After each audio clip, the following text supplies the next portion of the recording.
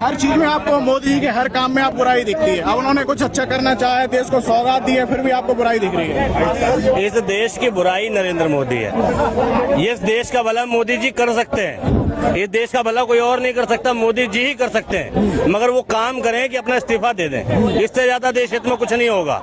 मोदी जी जिस दिन इस देश में इस्तीफा दे देंगे, इस देश के लिए सबसे अच्छा काम होगा। अब जीएसटी जिसे कहते हो, किसी ने गब्बर सिंह टैक्स कहा, किसी ने गुड्स एंड सर्विस टैक्स कहा, असल में ये गुंडा सर्विस टैक्स था। सरकार ने गुंडई के दम पर, अपनी जबरदस्ती के दम पर, झूठी लोकप्रियता के दम पर हुक एंड क्रुक से जनता के ऊपर जीएसटी थोपा, टैक्सेस लगाए।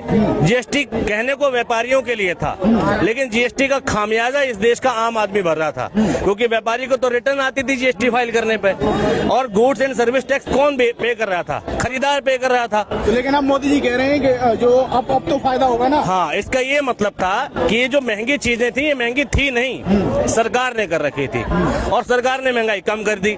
सरकार ने जो इतना सालों में पैसा लूटा है वही रिटर्न कर दे।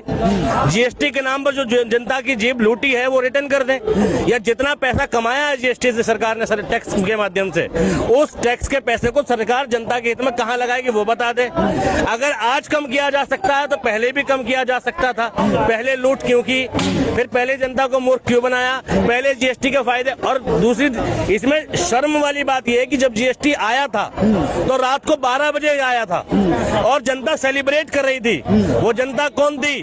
वो मोदी जी के अंधभक्त थे। अंधभक्त नाम की जनता सेलिब्रेट कर रही थी कि एक देश एक टैक्स।